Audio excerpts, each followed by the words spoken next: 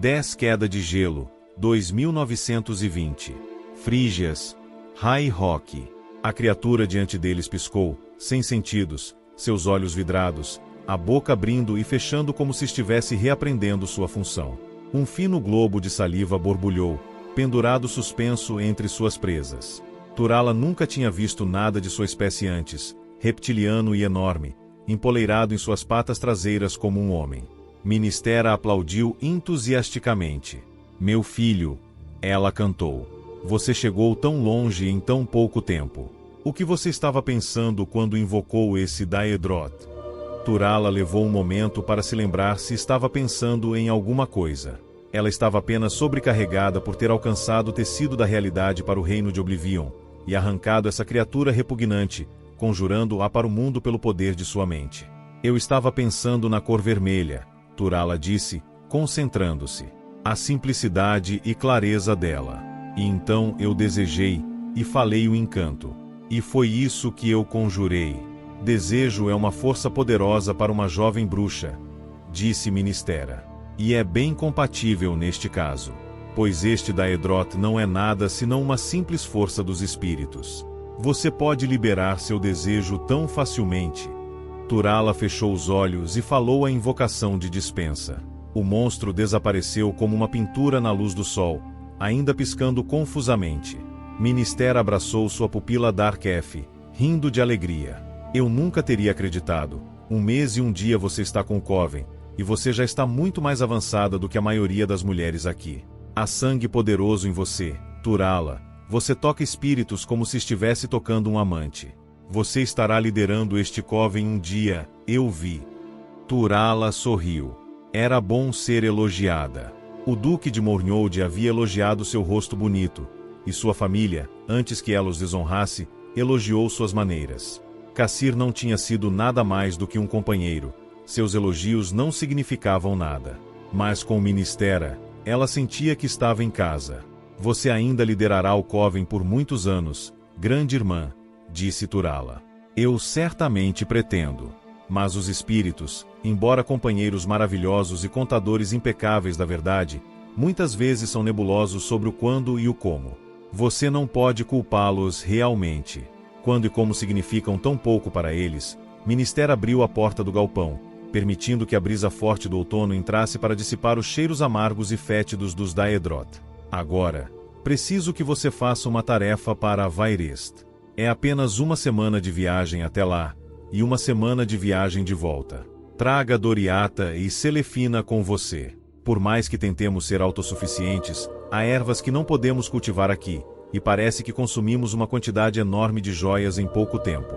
É importante que as pessoas da cidade aprendam a reconhecê-la como uma das mulheres sábias do Coven de Skeffington. Você descobrirá que os benefícios de ser notória superam em muito os inconvenientes. Turala fez o que lhe foi ordenado. Enquanto ela e suas irmãs subiam em seus cavalos, Ministera trouxe seu filho, o pequeno Bosriel de 5 meses, para dar um beijo de despedida em sua mãe. As bruxas estavam apaixonadas pelo pequeno bebê Domer, pai de um duque perverso, nascido por elfos Aileide selvagens no coração da floresta do Império. Turala sabia que suas babás protegeriam seu filho com suas vidas. Depois de muitos beijos e um aceno de despedida, as 3 jovens bruxas partiram para a Floresta Brilhante, sob uma cobertura de vermelho, amarelo e laranja. 12 Queda de Gelo, 2920. Dvinen, High Rock. Para uma noite de Midas, a taverna List Love de Porcupine estava extremamente lotada. Uma fogueira crepitante no fosso no centro da sala lançava um brilho quase sinistro sobre todos os frequentadores, e fazia a abundância de corpos parecer uma tapeçaria de punição inspirada nas heresias arcturianas. Cassir tomou seu lugar habitual com seu primo e pediu um jarro de cerveja. Você foi ver o barão? Perguntou Palit. Sim, ele pode ter trabalho para mim no palácio de Urvaius, disse Cassir orgulhosamente. Mas mais do que isso eu não posso dizer. Você entende, segredos de Estado e tudo isso. Por que há tantas pessoas condenadas aqui esta noite? Um navio cheio de elfos negros acabou de chegar ao porto. Eles vieram da guerra. Eu estava esperando você chegar aqui para apresentá-lo como outro veterano. Cassir corou, mas recuperou a compostura o suficiente para perguntar: o que eles estão fazendo aqui? Houve uma trégua. Não sei a história completa, disse Palit. Mas, aparentemente, o Imperador e Vivek estão em negociações novamente. Esses caras aqui têm investimentos que estavam ansiosos para verificar, e eles imaginaram que as coisas na Bahia estavam calmas o suficiente. Mas a única maneira de conseguirmos a história completa é falando com os caras. Com isso, Palit agarrou o braço do primo e o puxou para o outro lado do bar tão de repente que Kassir teria que lutar violentamente para resistir.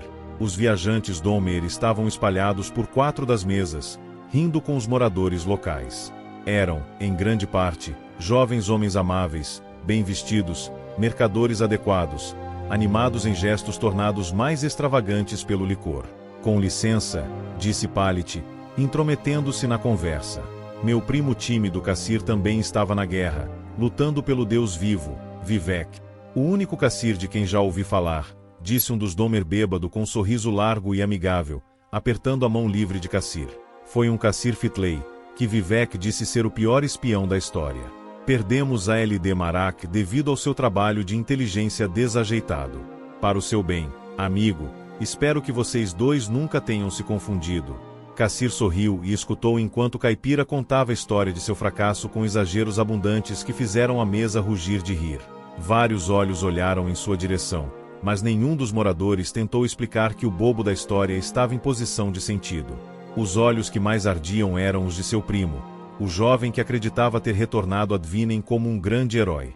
Em algum momento, certamente, o barão ouviria sobre isso, sua idiotice aumentando muito a cada recontagem.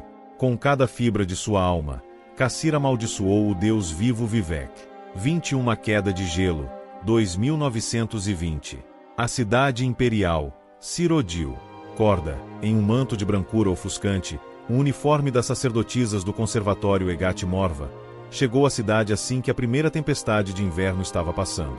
As nuvens se dissiparam com a luz do sol, e a bela adolescente Redguard apareceu na ampla avenida com escolta, cavalgando em direção ao palácio. Enquanto sua irmã era alta, magra, angular e arrogante, Corda era uma moça pequena, de rosto redondo e grandes olhos castanhos. Os moradores locais foram rápidos em fazer comparações. Não faz nem um mês que Lady Rija foi executada, murmurou uma empregada, olhando pela janela e piscando para a vizinha. E nem um mês fora do convento, concordou a outra mulher, deleitando-se com o escândalo. Essa aqui vai dar uma volta. A irmã dela não era inocente, e olha onde ela foi parar. 24 Queda de gelo, 2920. Dvinen, High Rock. Kassir estava no porto e observava a primeira chuva de granizo cair na água. Era uma pena, ele pensou, que ele fosse propenso a enjoo.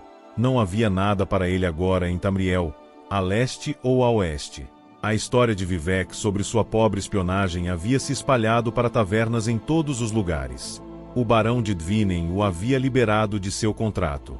Sem dúvida, eles estavam rindo dele em Dagerfall também, e da Vestar, Liumotriumototliu, Himen, Grenheart, provavelmente em Akavir e Okuda, para esse assunto. Talvez fosse melhor cair nas ondas e afundar. O pensamento, no entanto, não ficou muito tempo em sua mente. Não era o desespero que o assombrava, mas a raiva.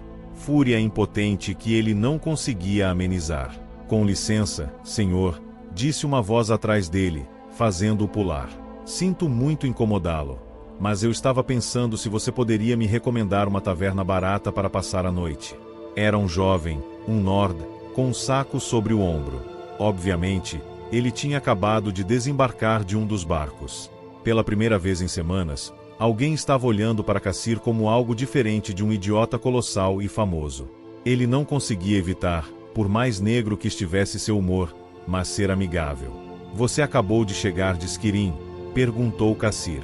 Não, senhor, é para lá que estou indo, disse o sujeito. Estou trabalhando para voltar para casa. Vim de Sentinel, e antes disso Struzemikai, e antes disso vou de Arten Valenvod, e antes disso Artaeum em Somerset. Velig é meu nome. Kassir se apresentou e apertou a mão de Velig. Você disse que veio de Artaeum? Você é um psigic. Não, senhor, não mais. O sujeito deu de ombros. Fui expulso. Você sabe alguma coisa sobre invocar da Edra? Veja, eu quero lançar uma maldição contra uma pessoa particularmente poderosa, pode-se dizer um deus vivo, e não tive sorte. O barão não me deixa em sua vista, mas a baronesa tem simpatia por mim e me permitiu usar suas câmaras de invocação. Cassir cuspiu. Fiz todos os rituais, fiz sacrifícios, mas não deu em nada. Isso seria por causa de Sota Sil, meu antigo mestre, respondeu Velig com alguma amargura. Os príncipes da Edra concordaram em não ser convocados por nenhum amador, pelo menos até o fim da guerra. Apenas os Psijics podem aconselhar-se com os da Edra, e alguns feiticeiros e bruxas nômades. Bruxas, você disse. 29 Queda de Gelo, 2920. Frígias, High Rock. A luz pálida do sol tremeluzia atrás da névoa que banhava a floresta enquanto Turala, Doriata e Selefina conduziam seus cavalos.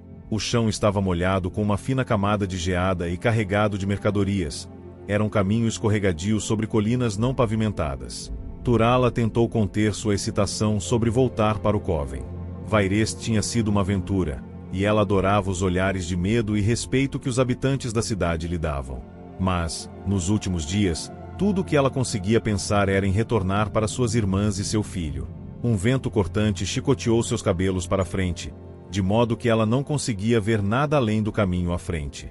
Ela não ouviu o cavaleiro se aproximar até que ele estava quase em cima dela. Quando ela se virou e viu Cassir, ela gritou com tanta surpresa quanto prazer por encontrar um velho amigo. Seu rosto estava pálido e abatido, mas ela interpretou como se fosse apenas por causa da viagem.